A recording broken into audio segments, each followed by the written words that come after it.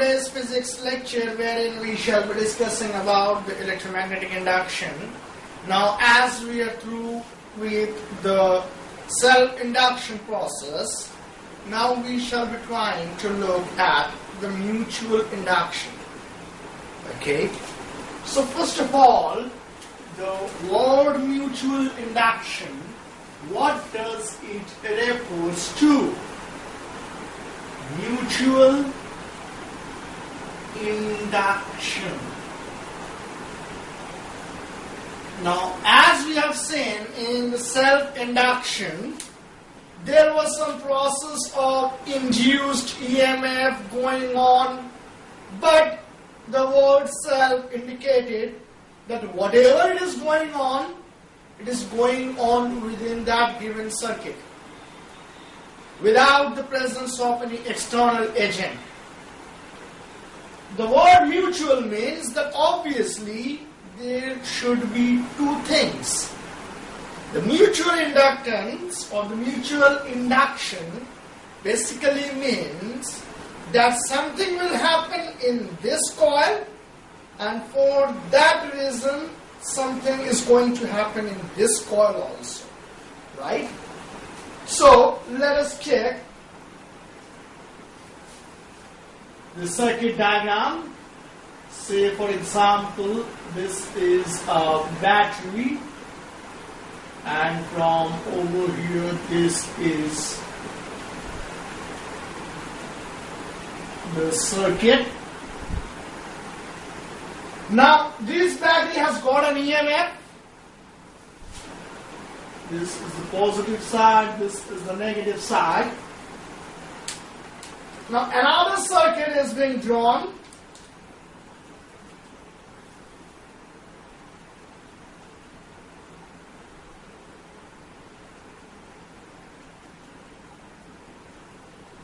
But this circuit has got no power supply, right?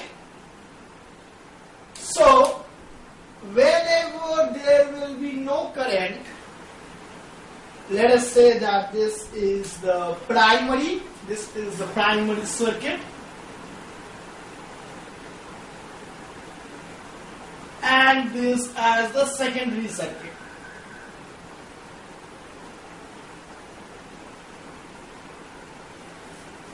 Right? So when there is no electric current being present, how? We can make a key from over here. So when the key is not joined, there will be no current. The galvanometer deflection when there is nothing, it will be directly pointing upwards. So if on the primary side there is no current, this kind of situation, so the galvanometer deflection in this case will be just like this on the upward side. Okay. Now for example, we are making this circuit.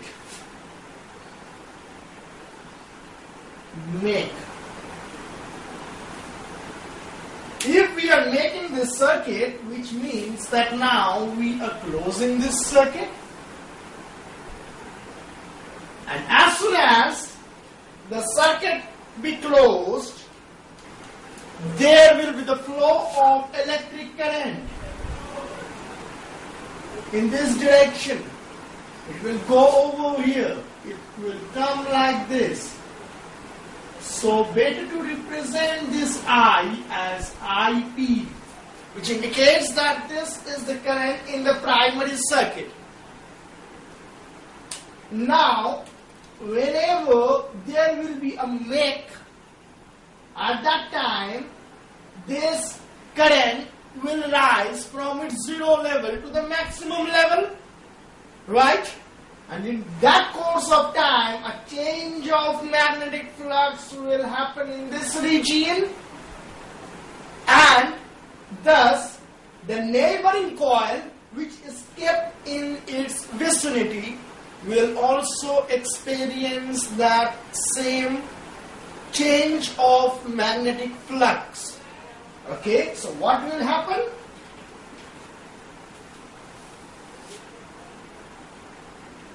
This d by dt component of phi, right?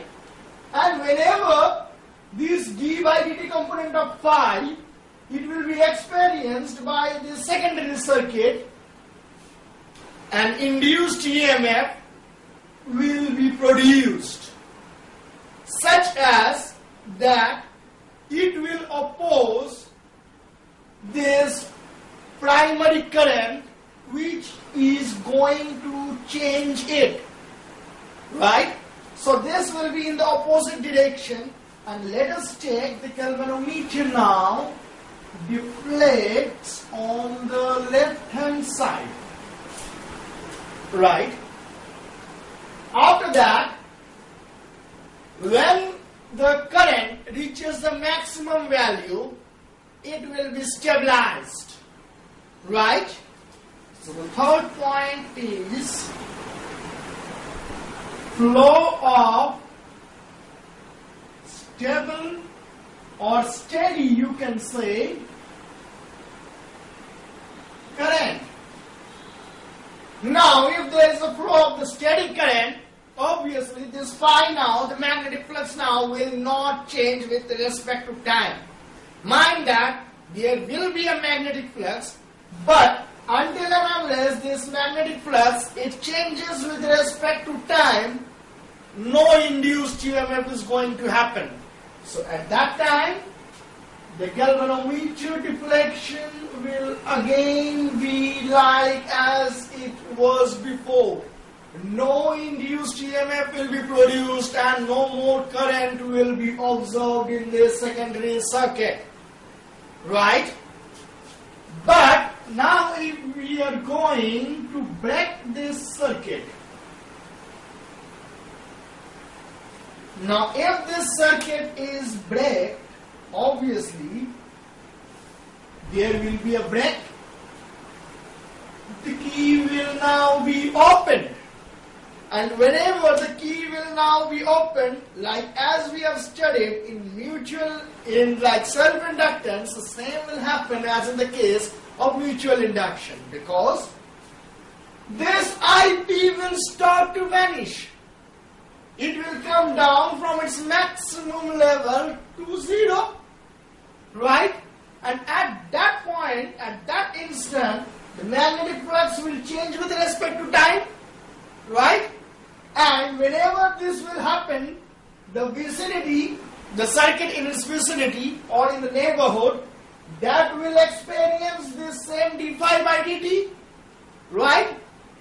Now it will see that what is going to oppose it. It will see that, okay, the current is now vanishing, and that is the reason why I need to oppose.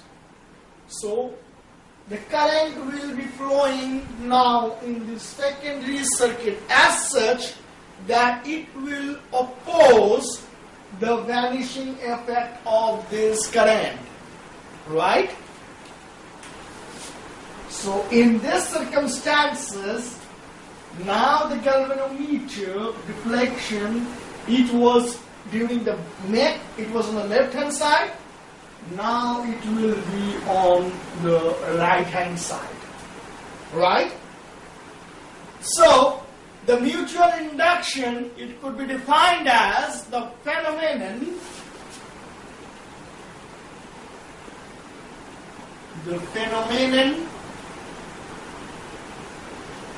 of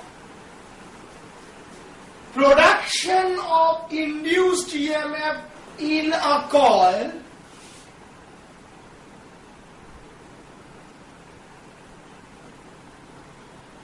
of induced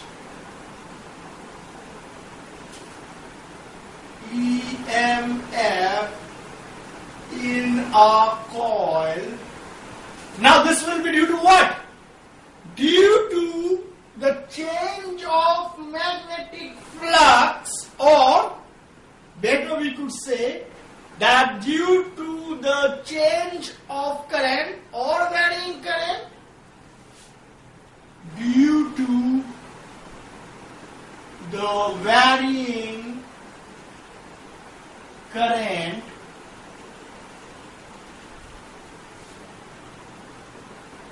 in another coil in its vicinity or in its neighborhood. In its vicinity or neighborhood. Right?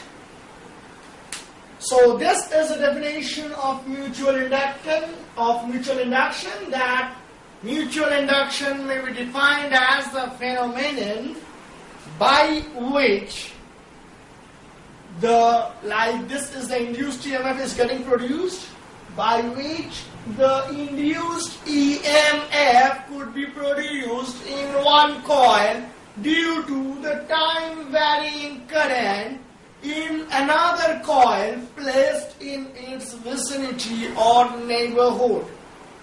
Right? Now, as we have seen earlier, for self-inductance, the same goes and applies for mutual induction.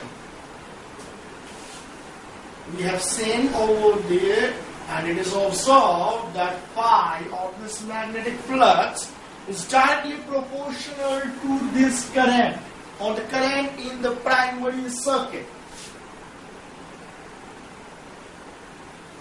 Right? And if we want to change this proportionality into equality, we need to take help of a constant. So, phi now will be equals to MIP, where this M is the mutual inductance or coefficient of mutual induction.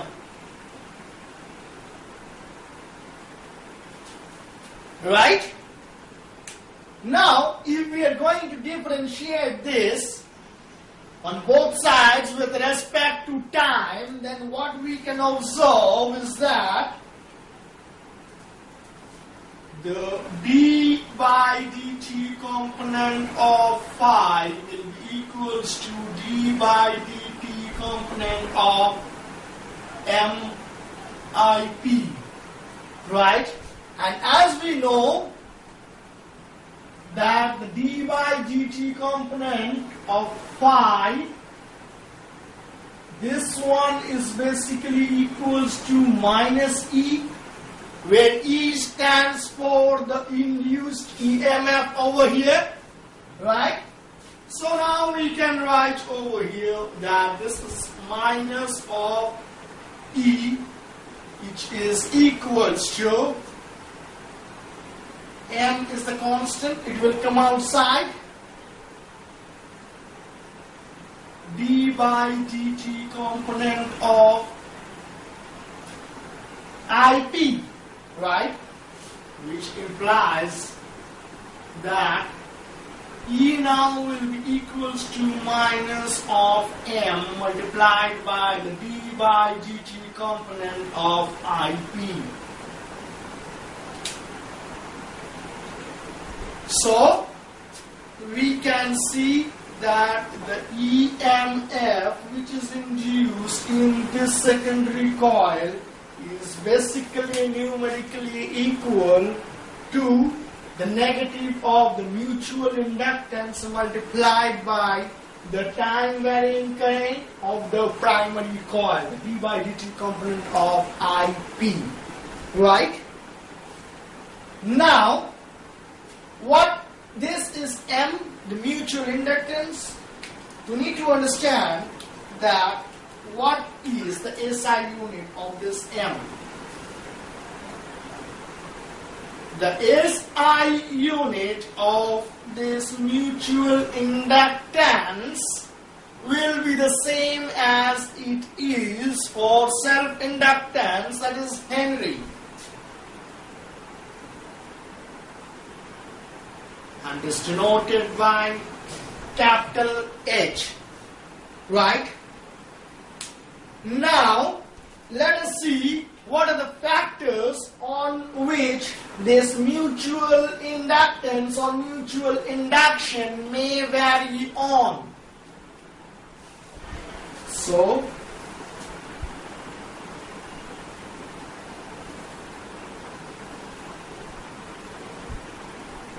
factors affecting mutual induction. Right? First of all, the first factor that will be affecting the mutual induction would be the shape and size of the two circuits or two coils which are facing each other. Right? Shape and size of two coils facing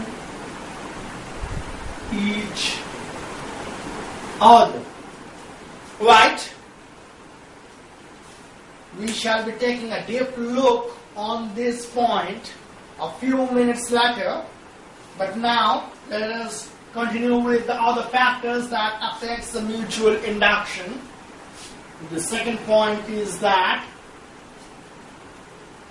this, see, for example, you can see now the primary and the secondary, both these coils are parallel to each other. So there will be some angle of orientation between them. It is not always mandatory that two coils will be like this. The two coils may be like this also, maybe like this, etc., etc. Right? So the second point could be the angle of orientation between two coils. Right?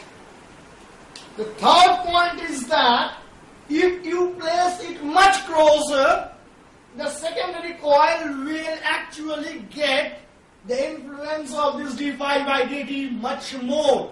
But if you place it much at a larger distance, separated by a larger distance, the d phi by dt would not be experienced as that much. So, the displacement between these two coils is very essential.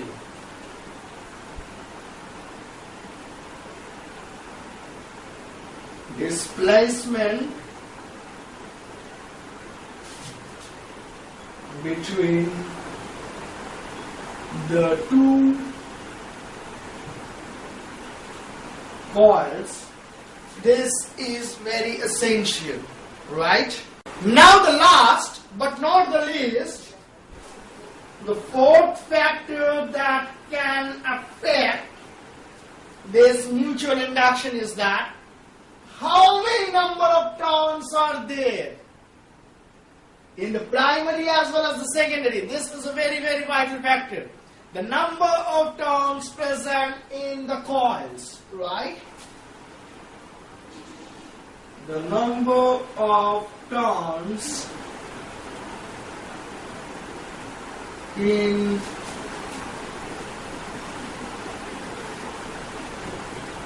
the coils. Right? Now,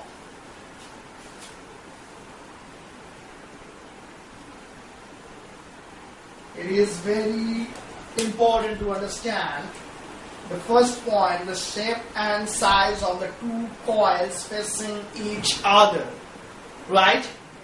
For example, we take a scenario that there are two coils, but the main thing is that they are two coaxial coils, right? So for example, we are taking up like this. This is coil number 1 and the coil number 2 as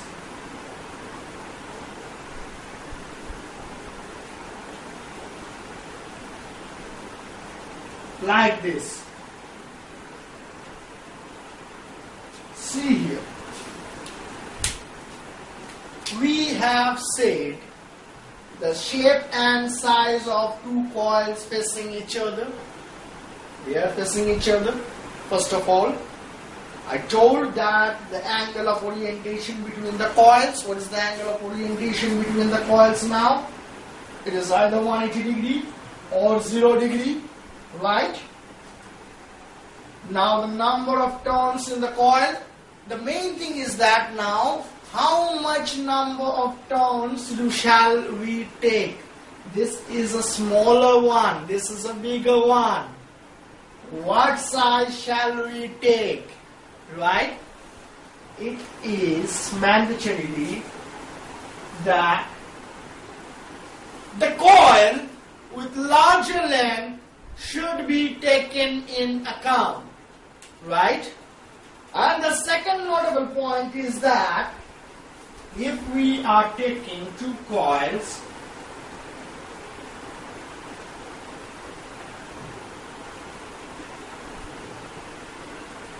likewise, yes, both the second one which I will be drawing, both the coils will be coaxial. So this is the first one, right? The second one is that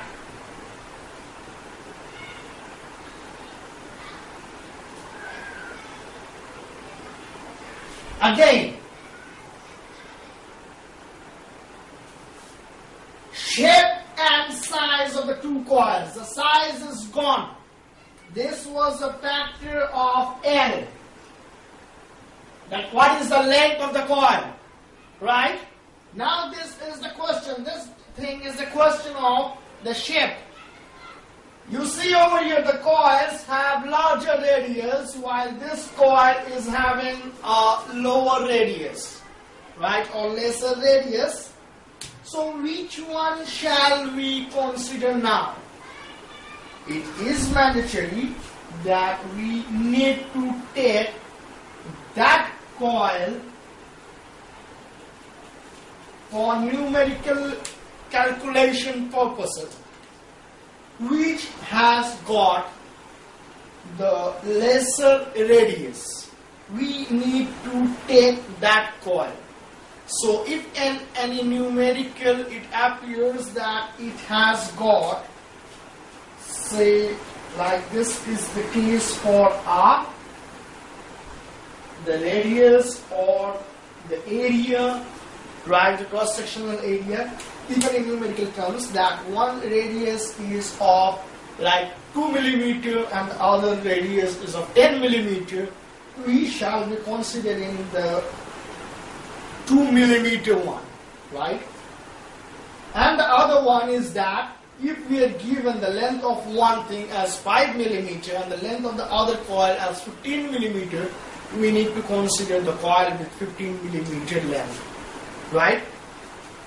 So this is the introduction about the mutual induction and on which factors the mutual induction basically depends upon.